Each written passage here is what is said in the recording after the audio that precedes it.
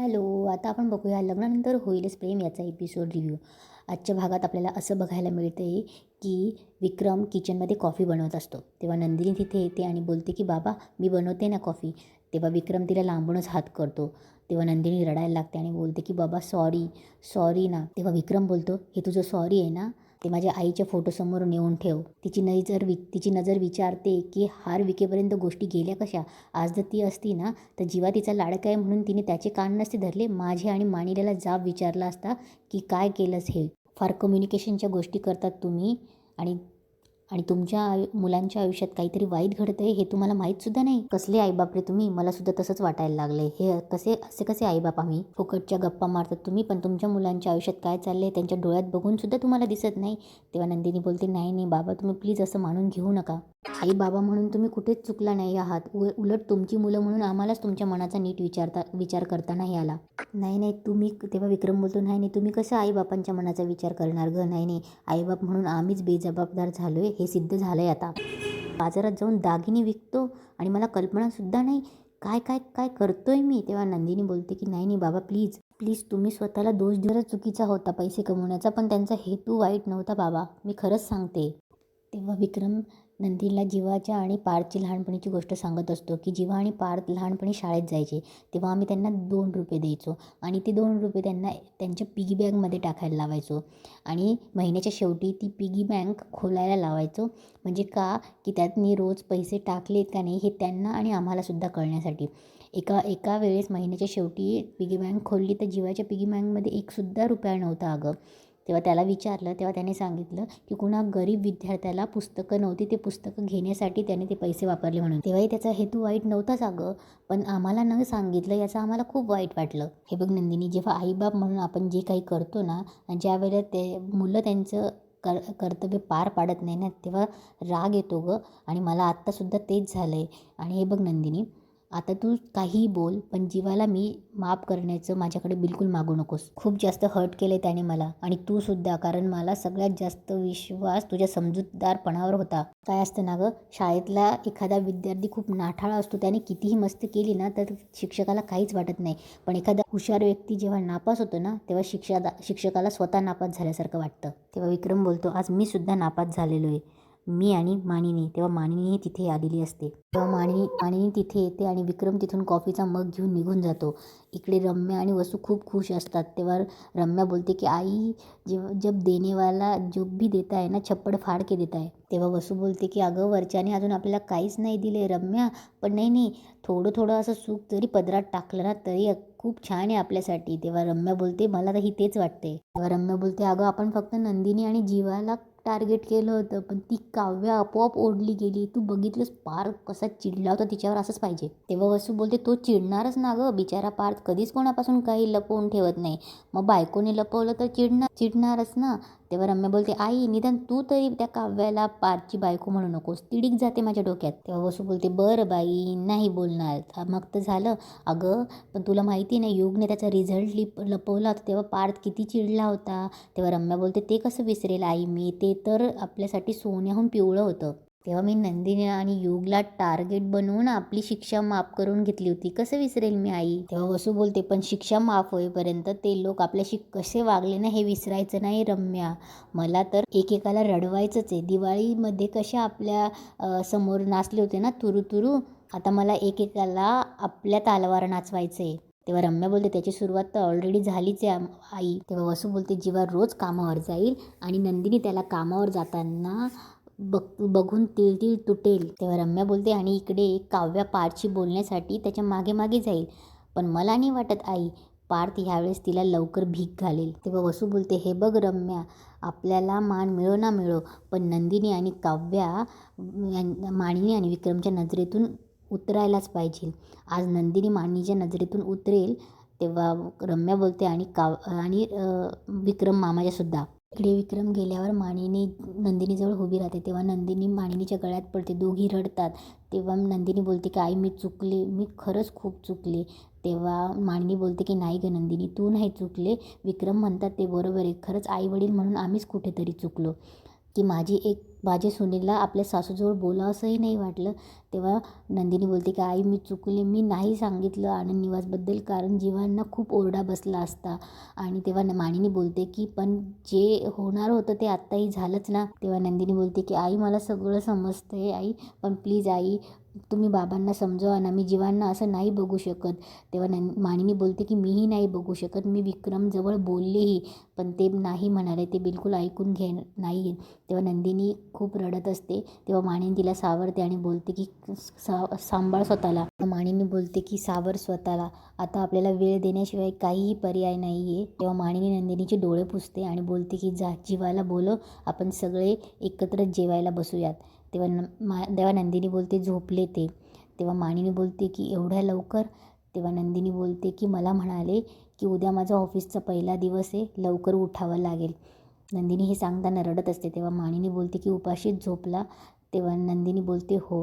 तेव्हा मानिनी बोलते की जे झालं आहे ते खूपच वाईट झालं आहे आणि जे होणार आहे ते देवच जाणे काय होणार आहे. तेव्हा मानिनी नंदिनीच्या खांद्यावर हात ठेवून तिथून निघून जाते. तेव्हा नंदिनी स्वतःशी बोलते नाही आई, मी जीवांच्या बाबतीत काही वाईट होऊ देणार नाही, मी त्यांची स्वप्न अशी खचू देणार नाही. इकडे काव्या टेबलवर अभ्यासाला बसलेली असते आणि पार्थ बेडवर लॅपटॉप उघडून बसलेला असतो. तेव्हा काव्या पार्थकडे बघते. ते दोघं एकमेकांशी बोलत नसतात. काव्या कागदाचा बोळा करते आणि पार्थकडे फेकून मारते. पार्थ तो बोळा उचलतो आणि पुन्हा फेकून देतो. तेव्हा काव्या बोलते हे देशमुख किती खडूस आहे, कागदाचा बोळा मुद्दाम उचलला नाही. तेव्हा काव्या बोलते पण मी पण शांत बसणार नाही. ती पुन्हा काहीतरी चिठ्ठीत लिहिते आणि पार्थकडे फेकून मारते.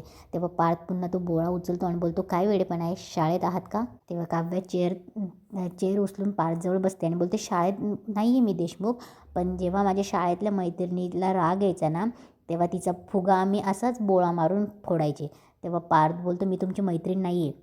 तेव्हा काव्या हसून बोलते बरोबर आहे देशमुख, तुम्ही माझी मैत्रीण कशी असणार, तुम्ही तर माझा मित्र आहात ना. तेव्हा पार्थ शांत होतो, लॅपटॉप बंद करतो आणि झोपून घेतो. तेव्हा काव्या बोलते अरे.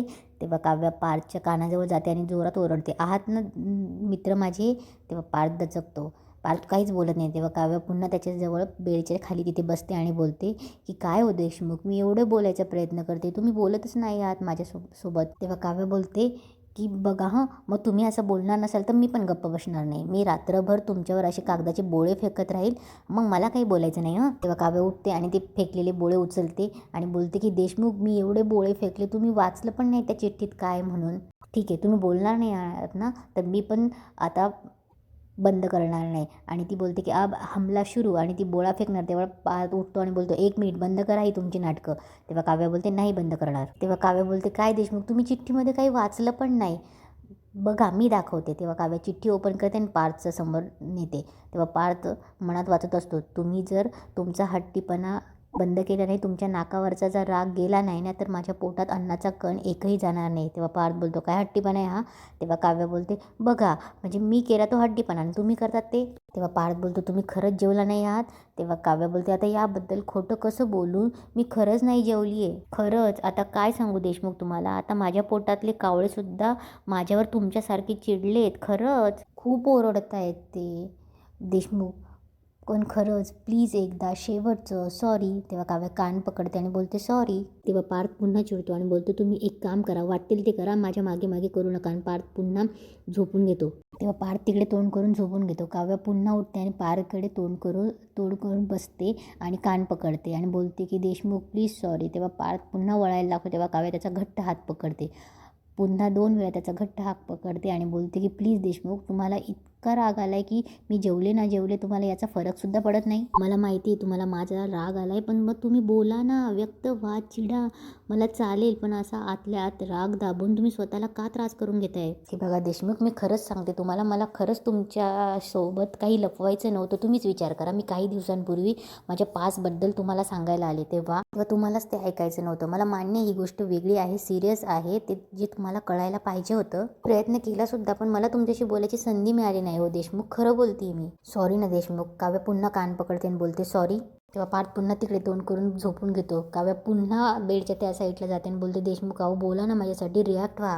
तेव्हा पार्थ पुन्हा तोंडावर ब्लँकेट घेऊन झोपून घेतो. तेव्हा काव्या बोलते ठीक आहे, नाही बोलायचं ना तुम्हाला माझ्याशी, ठीक आहे. मी मानिनी काकूंकडे जाते आणि त्यांना सांगते की मला पुन्हा गेस्ट रूममध्ये शिफ्ट करा. सांगू जाऊ का, जातेस तरी पार्थ तोंडावरचं पांघरून काढत नसतो तेव्हा काव्या उठणार आणि बोलते, ठीक ठीक आहे देशमुख, आता तुमचा राग पळवून लावण्याची एक चांगली पद्धत आहे माझ्याकडे. तेव्हा काव्या बोलते, शेवटची. तेव्हा काव्या 1, 2 आणि साडेमाडे 3 मोजून पार्थच्या तोंडावरचं पांघरून काढते.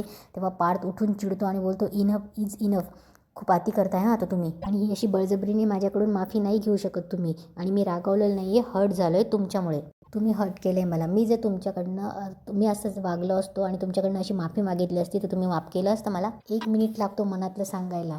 नाही, मैत्रिणीचे किस्से सांगायला वेळ आहे तुम्हाला, पण आनंद निवासचं तुम्ही नाही सांगितलं कारण तुम्हाला लपवाछपवीच करायची होती. तेव्हा काव्य बोलते, पार्थ. तेव्हा पार्थ बोलतो, आणि आता जेवला नाही त्याचं गिल्टसुद्धा मलाच देत आहे. प्रत्येक गोष्ट तुमच्याच मनासारखी झाली पाहिजे असं काही आहे का? तेव्हा पार्थ बोलतो, जेवण नाही झालं ना, नका जेवू, पण मला त्रास देऊ नका. आणि पुन्हा तो अंगावर पांघरून घेऊन झोपून घेतो. जेव्हा इकडे ऑफिससाठी तयार होत असतो त्याच्या कानावर सारखे विक्रमचे शब्द पडत असतात की विक्रम जे जे बोलला आहे ते त्याच्या कानावर ऐकायला येत असतं. तो तयार होतो. नंदिनी टिफिन घेऊन उभी राहते. तेव्हा जीवा बोलतो, ओके. नंदिनीने टिफिनला सॉरीचं लेबल चिपकवलेलं असतं. तेव्हा जीवा ते बघतो आणि बोलतो की तुझी चूक नाही आहे नंदिनी. तेव्हा नंदिनी बोलते, नाही कशी? आनंद निवासच्या वेळी पण मी तुम्हाला किती काय काय बोलले, माझ्या काळजाचे तुकडे तुकडे केले असं बोलले, म्हणून तुम्ही तुमचा काळजाचा तुकडा आजीचा दागिना विकलात ना. तेव्हा नंदिनी बोलते, मी हे सगळं समजुतीने घेतलं असतं तर एवढं झालंच नसतं. तेव्हा जीवा बोलतो, मी जर तुझा आनंद निवास परत करू शकलो नसतो नंदिनी तर मी माझ्या नजरेतून कायमचं उतरलो असतो. तेव्हा जीवा बोलतो, त्याचं काय? तेव्हा नंदिनी बोलते, पण आता तुम्ही आईबाबांच्या नजरेतून उतरला आहेत ना जीवा, याचं गिल्ट मला किती आहे, किती त्रास होतो आहे, मी कसं सांगू तुम्हाला. तेव्हा नंदिनी बोलते, आनंद निवासला 15 दिवसाची मुदत दिली होती, तेवढा त्रास तेव्हा नाही झाला, तेवढा आज होतो आहे. तेव्हा नंदिनी कान पकडून सॉरी बोलत असते. तेव्हा जीवा बोलतो, नंदिनी तू वेडी आहेस का? तिचा हात काढतो आणि बोलतो, हे बघ नंदिनी. तेव्हा नंदिनी बोलते, की जीवा तुमची स्वप्न वेगळी होती, पण माझ्यामुळे तुम्हाला ऑफिसला जावं लागतं आहे. तेव्हा जीवा बोलतो, हे बघ नंदिनी, आपल्या दोघांमध्ये जर कोणाची स्वप्न पूर्ण करायची असतील तर मी तुझं करेल. हे नंदिनीला खूप भारी वाटतं आणि इथेच आजचा एपिसोड संपतो.